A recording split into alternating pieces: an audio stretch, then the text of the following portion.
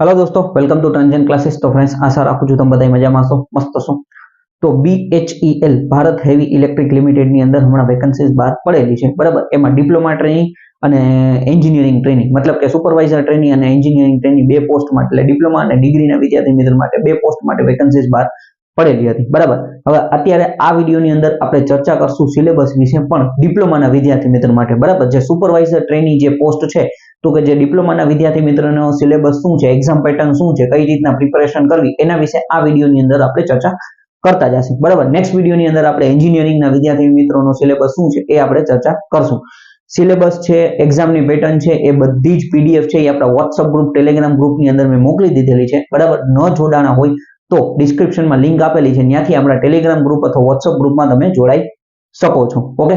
હવે one by one આપણે જોતા જઈએ। તો કે સૌથી પહેલા અત્યારે આપણા ડિપ્લોમાના વિદ્યાર્થી મિત્ર માટે સુપરવાઇઝર ટ્રેનિંગની પોસ્ટ છે, બરાબર। ફોર્મ ભરવાનો પણ મેં વિડીયો બનાવી દીધો છે, ઓકે। હવે એક્ઝામ પેટર્નની વાત કરીએ તો કે તમારે ટેકનિકલ 100 માર્કનું છે, બરાબર। હવે અહીંયા બે ચાર બ્રાન્ચ માટે બહાર પડેલું છે, એટલે લોકોને એક્ઝામ પેટર્ન સેમ રહેશે, બરાબર। સિલેબસ આપણે ઇલેક્ટ્રિકલના વિદ્યાર્થી મિત્ર માટે ડિસ્કસ કરશું।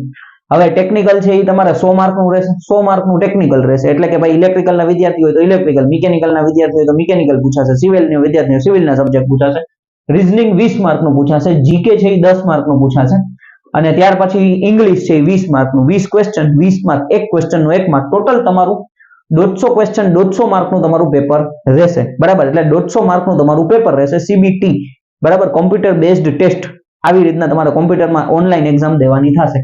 0.25 નેગેટિવ માર્કિંગ છે, ખાસ તમારે યાદ રાખવાનું છે, બરાબર। 0.25 એટલે તમારો ક્વેશ્ચન ખોટો પડે છે, તમે કોઈ ક્વેશ્ચન આન્સર ટીક કર્યો છે અને આન્સર આપણો ખોટો આવે તો એનો મતલબ 0.25 નેગેટિવ થશે, બરાબર।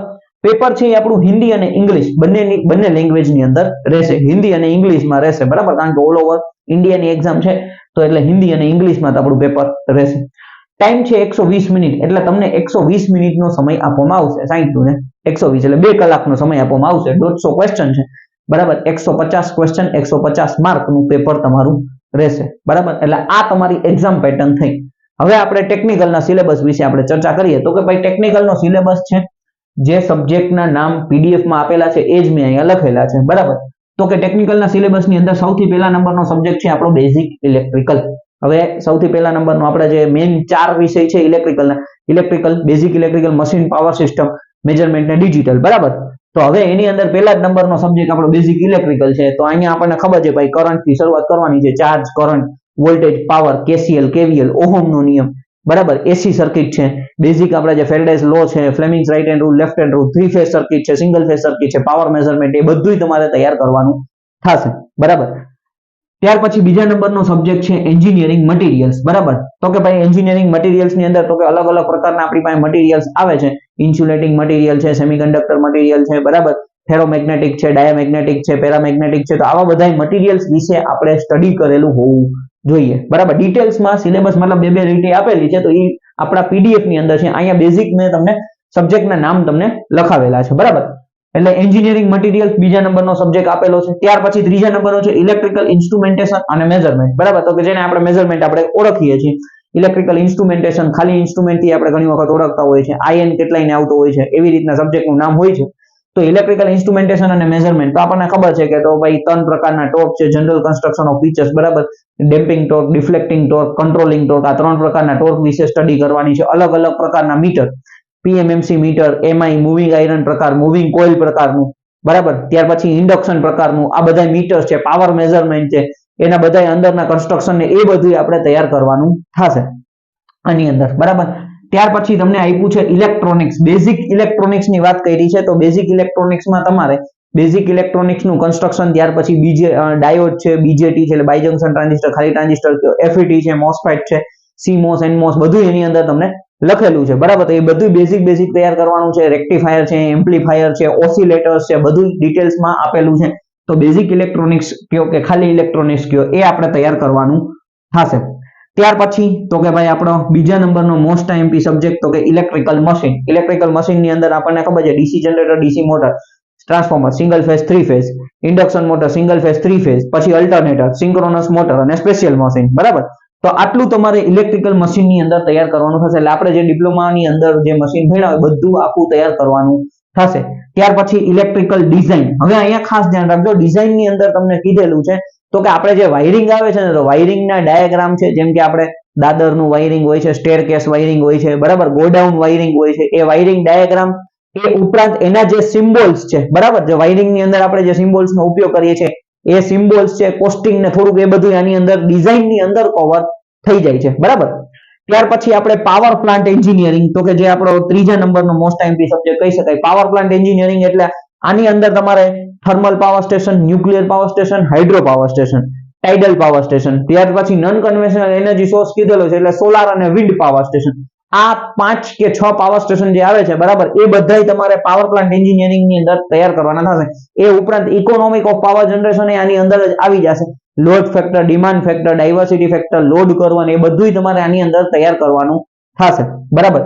ત્યાર પછી તમે જુઓ તો કે ટ્રાન્સમિશન અને ડિસ્ટ્રીબ્યુશન, તો કે આખું આપણે પાવર સિસ્ટમ જે છે ટ્રાન્સમિશન થી શરૂઆત કરવાની, તો કે બેઝિક સિંગલ લાઇન ડાયાગ્રામ થી primary transmission, secondary transmission, pole છે, કંડક્ટર છે, ઇન્સ્યુલેટર છે, સ્ટ્રિંગ એફિશિયન્સી છે, સેગ છે, ટ્રાન્સમિશન લાઇન ની જે ઇફેક્ટ છે, બરાબર, Ferranti effect, corona effect, okay, proximity effect છે, તો આ બધી ઇફેક્ટ આપણે તૈયાર કરવાની થશે. સ્કિન ઇફેક્ટ છે.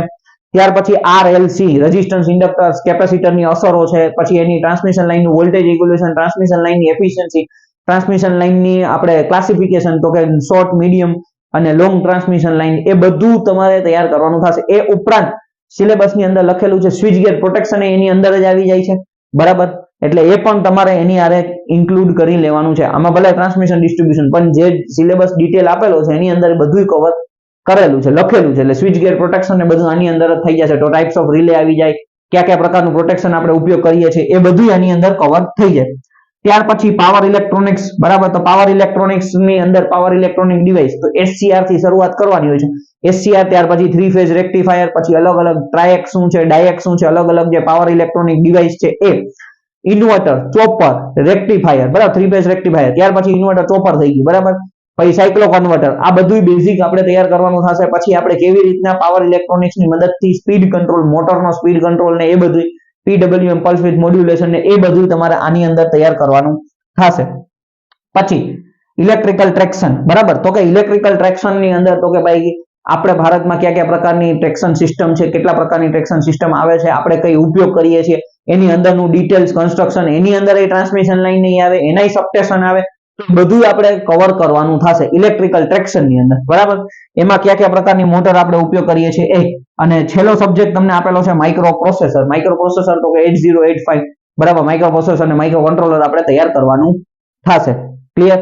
તો આટલા તમને 11 સબ્જેક્ટ આપેલા છે, બરાબર. હવે 11 સબ્જેક્ટ આપણે તૈયાર કરવાના થશે. જેટલા પણ વિદ્યાર્થી મિત્રોએ આની અંદર એક્ઝામ આપવી હોય, બરાબર, અને એની ઈચ્છા છે કે ભાઈ આપણે સિલેક્ટ થવું છે ઇલેક્ટ્રિકલના વિદ્યાર્થી મિત્રોને, તો ભાઈ આપણે તમારે આ 11 સબ્જેક્ટની પ્રિપેરેશન કરવાની થશે, બરાબર. હવે આમાં સૌથી પહેલા નંબરમાં પ્રાયોરિટીમાં તો કે ભાઈ સૌથી પહેલા નંબરનું આપણે બેઝિક ઇલેક્ટ્રિકલ, પછી મશીન, પછી પાવર સિસ્ટમ, આ 3 મેઇન સબ્જેક્ટ છે આપણા ઇલેક્ટ્રિકલના. 3 મેઇન સબ્જેક્ટ તૈયાર કરેલા હોય તો એનો મતલબ કે બીજી પણ એક્ઝામની અંદર આપણને ફાયદો થઈ શકે છે. એટલે આ 3 મેઇન સબ્જેક્ટ સૌથી પહેલા બેઝિક ઇલેક્ટ્રિકલ, પછી મશીન, પછી પાવર સિસ્ટમ, એટલે પાવર પ્લાન્ટ ને ટ્રાન્સમિશન ડિસ્ટ્રીબ્યુશન. ઈ પછી તમે છે ને મેઝરમેન્ટની સાથે ડિજિટલ ઇલેક્ટ્રોનિક્સ એ લખેલું છે, એટલે બેઝિક ગેટ ને એવું બધું તમને એમાંથી પૂછી શકે છે, બરાબર. તો એ પણ તમારે ખાસ તૈયાર કરવાનું થશે, ઓકે. એટલે આ જે મેં તમને કીધા 3-4 સબ્જેક્ટ આપણે પહેલા પ્રાયોરિટી રાખવાની છે, પછી તમે આ પાવર ઇલેક્ટ્રોનિક્સ એક એક ટોપિક તમારે તૈયાર કરતા જવાના છે, બરાબર. હવે આમાં તમારે કયાથી તૈયારી કરવાની છે તો કે ડિસ્ક્રિપ્શન ની અંદર આપણા જે ટ્રાન્ઝેન્ટ ક્લાસીસના જે મોસ્ટ આઈએમપી વિડીયોઝ છે એ બધાય લિંક આપી દઉં છું, બરાબર. તો ત્યાંથી તમે બધાય વિડીયો જોશો, રિવિઝન વિડીયો અલગ અલગ, તો તમને ઘણું બધું ત્યાંથી તૈયાર કરી શકો છો, બરાબર. એટલે તમે બેઝિક તમે કાંઈ તૈયારી ન કરેલી હોય તો એ તમે જોશો એટલે તમને ઘણો બધો એમાંથી ફાયદો થશે. એ ઉપરાંત તમારે બુક લેવી હોય તો તમે આર કે રાજપૂતની બુકથી શરૂઆત કરી શકો છો, બરાબર. જો પેપર ઇંગ્લિશ અને હિન્દીમાં જ રહેશે એટલે આમાં ગુજરાતી વાળું તમારે અહીંયા ક્યાંય લેવાનું નહીં થાય, એટલે આર કે રાજપૂતથી શરૂઆત કરી શકો છો. તે પછી ઈચ્છા હોય તો વીકે મહેતા, બરાબર, અથવા મેં તમને હમણાં જે એસએસસી જેઈ ની આપણે જે ટેક્સ્ટ બુકની બુક રિફર કરેલી હતી, એક મેં બુક્સનો વિડીયો બનાવ્યો હતો, એ બુક તમે વાપરતા હોય તો પછી આ કાંઈ લેવાની જરૂર નથી, તમે એ બુક પણ કરી શકો છો. જૂના પેપર ખાસ ધ્યાન રાખો, જૂના પેપર આ તમારે જૂના પેપર ગોતો અને મને મળશે તો હું તમને આપણા ગ્રુપની અંદર સેન્ડ કરી દઈશ, તો ત્યાંથી તમે જૂના પેપર જુઓ એટલે આપણને આઈડિયા આવશે કે આવા પેપર પૂછાય છે, અને મને પેપર મળશે તો હું પેપર સોલ્યુશન પણ કરાવી દઈશ, એટલે એ પણ તમને બેનિફિટ થઈ જાય, બરાબર. એટલે જૂના પેપર ગોતો, જૂના પેપર તમે સોલ્વ કરો એટલે તમને આઈડિયા આવે ભાઈ કેવા કેવા ક્વેશ્ચન પૂછાય છે, બરાબર. એટલે જૂના પેપર છે, આ બે બુક છે, અથવા તમે ટેક્સ્ટ બુક ની બુક લીધેલી હોય તો એ જ તૈયાર કરો. કોઈ એક બુક ને વારંવાર વાંચ્યા રાખો, કોન્સેપ્ટ ક્લિયર કરો અને એમસીક્યુ સોલ્વ કરો, જૂના પેપર કરો, બરાબર. ટેસ્ટ માટે આપણા ટ્રાન્ઝિયન્ટ એકેડમીની ટેસ્ટો છે, તો એ ટેસ્ટ આપતા રહ્યો એટલે તમને ઇમ્પ્રુવમેન્ટ આવશે, ખબર પડતી જશે. જેટલું મારાથી શક્ય હશે તો હું નવી નવી ટેસ્ટ એડ કરતો જઈશ, જેથી તમને આઈડિયા આવે કે અચ્છા આ બરાબર હવે નવી મને 20 માંથી માનો કે 18 માર્ક આવ્યા, 17 માર્ક આવ્યા, 15 માર્ક આવ્યા, બરાબર. તો કયા કયા કોન્સેપ્ટ મને પ્રોબ્લેમ છે, કયા ક્વેશ્ચન મારા એમસીક્યુ ખોટા પડે છે, એ તમે ત્યાંથી ટેસ્ટ કરો, એનાલિસિસ કરો, તો તમને બેનિફિટ મળતો જશે, બરાબર. એટલે સબ્જેક્ટ છે તો કે જો તમારે થિયરી વાંચવી હોય તો તમે આ બુક ની અંદરથી થિયરી પણ વાંચી શકો છો. વિડીયોઝ મારા છે એ વિડીયોઝ તમે જોઈ શકો છો, રિવિઝન ને બધું તમે જોશો એટલે તમને આખું કવર થઈ જશે, બરાબર. પછી જૂના પેપર અને ટેસ્ટ અને વારંવાર તમારે તૈયારી કરતું જવાનું છે. બીજી પણ સારી કોઈ પણ બીજી એપ્લિકેશન હોય જે લોકો ટેસ્ટ પ્રોવાઈડ કરતા હોય તો એ પણ તમે આની અંદરથી કવર કરી લ્યો, બરાબર. તો એ ઘણો બધો તમને એનાથી બેનિફિટ થશે. તમે કોઈ 200-300 રૂપિયાની ટેસ્ટ સિરીઝ પરચેસ કરીને તમે ટેસ્ટ આપશો તો તમને ઘણો બધો એમાંથી બેનિફિટ મળશે. ઓકે, તો આ રીતના તમે આગળ વધશો તો સારી એવી તૈયારી કરી શકશો, અને આમાં તમારી ઈચ્છા છે ભાઈ આપણે લાગવું છે તો આ સારામાં સારી પોસ્ટ છે, તો તમે એક સારી જગ્યાએ પહોંચી શકો છો, બરાબર. બાકી કંઈ પણ ક્વેશ્ચન હોય તો તમે કમેન્ટ કરી શકો છો અથવા પર્સનલ મેસેજ કરી શકો છો. Thank you friends.